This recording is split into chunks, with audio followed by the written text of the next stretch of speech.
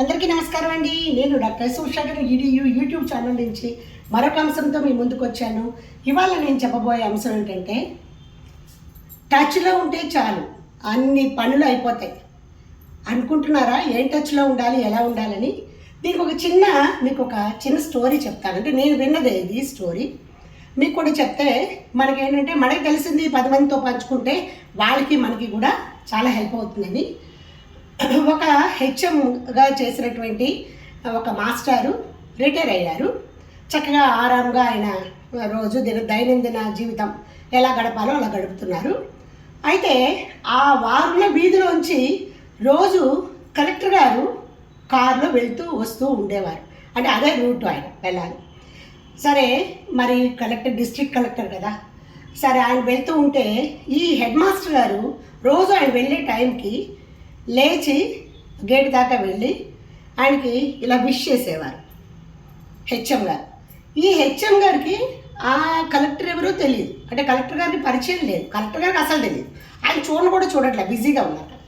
ఇలా ఒక నెల రోజులు 2 నెలలు అలా చేస్తూనే ఉన్నారు ఆయన. అలా రోజు ఆయన వెళ్ళే టైంకి ఇలా విష్ చేయడం, కానీ పలకరించడాలు ఏమి ఉండవు. అయితే ఒకసారి మన డ్రైవర్ అన్నారు, కలెక్టర్ గారి డ్రైవర్, సార్ మనం వెళ్తుంటే రోజు ఒక ఆయన అక్కడ పెద్ద ఆయన మీకు నమస్తే చెప్తున్నారు అని.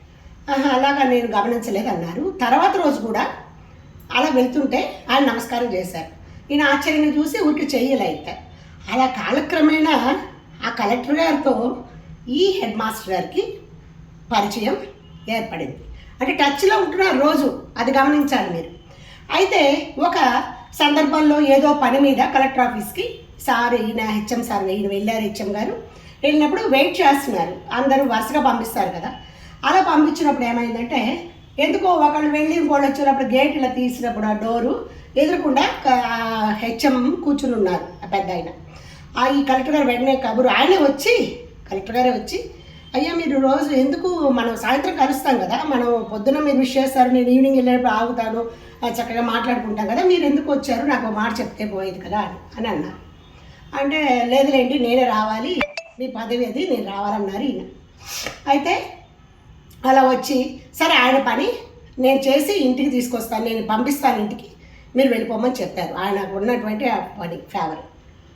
అంటే ఈ మామూలు వ్యక్తి, కలెక్టర్ గారితో సంబంధం లేని వ్యక్తి ఆ రూట్లో వెళ్తున్నానికి రోజు మనం నమస్కారం చేసినందుకు పెద్దవారితో పరిచయము. రెండోది ఏమిటి, ఆయన పని సానుకూలం అయిపోయింది. అంటే అందరూ ఇలా చేయాలని కదా. ఇది ఉదాహరణకి ఎందుకు చెప్పానంటే, మనము ఏ పని అయినా మనం సాధించాలనుకున్న పని టచ్లోనే రోజు పెట్టుకోవాలి. మైండ్లో ఎలా పెట్టుకుంటామో రోజు ఆ పని గురించి మనం ఆలోచించుకుంటూ ఉండాలి. అలాగే మనం ఏదైతే విద్యార్థులైతే వారు చదివేది, వారు చేసేది, లెక్కలైతే సమస్య చేసేది నిత్యం చేస్తూనే ఉండాలి, టచ్లో పెట్టుకోవాల్సిందే, నిత్య అభ్యసన చేయవలసిందే నిరంతరం. టచ్ అంటే వేరే ఇలా అభ్యసన, ఒక రోజు జరిగేటువంటి ఒక విషయం, అది రోజు చేస్తేనే గుర్తుండిపోతుంది. కలెక్టర్ గారికి ఎలా అయితే ఆయన్ని చూడగానే గుర్తించి ఆయన మాట్లాడారో, అలాగా విద్యార్థులు కానీ లేదా మనమైనా కానీ మనం ఏమైతే చేయదలుచుకున్నామో అది రోజు మనం టచ్లో పెట్టుకోవాలి. అంటే రోజు దాని గురించి మనము ఆలోచించుకోవాలి, రోజు దాని గురించి ప్రణాళిక వేసుకోవాలి ఆ పని అయ్యేంతవరకు. తర్వాత మర్చిపోతారండి అంటే అది పరిచయాలు కాబట్టి వాళ్ళు మాట్లాడతారు, మనము నెక్స్ట్ దానికి వెళ్ళిపోవడమే. మనము ఏమైతే సాధించదలుచుకున్నామో అది ప్రతినిత్యము చేయాలి, ప్రతినిత్యము టచ్లో పెట్టుకోవాలి, ఆ సబ్జెక్ట్ కానీ విషయం కానీ ఏదైనా సరే. సో నేను మళ్ళీ చెప్తాను, ఉదాహరణకి చెప్పాను, నేను ఎక్కడో విన్నాను అది, కాబట్టి మీకు కూడా హెల్ప్ అవుతుంది.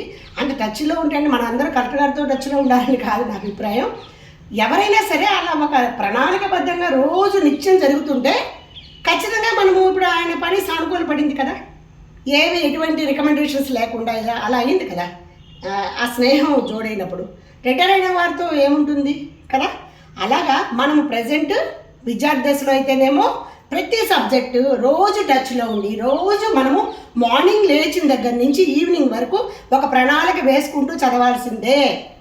మనం ఒక పని సాధించాలంటే ఉదయమే లేచి, బ్రహ్మి ముహూర్తం అంటారు, అందుకనే లేచి అక్కడి నుంచి ప్రారంభమై నైట్ నిద్రపోయేటప్పటికి ఇవాళ ఎంతవరకు చేశాము అనేది కూడా మనము గుర్తు పెట్టుకుంటూ ఉండాలి. సో నాకు తెలిసింది మీతో పంచుకోవాలని ఈ విధంగా చెప్పాను.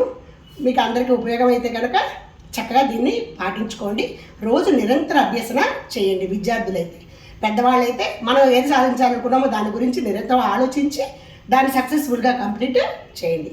మరొక అంశంతో మళ్ళీ కలుద్దాం. అంతవరకు థ్యాంక్ యూ.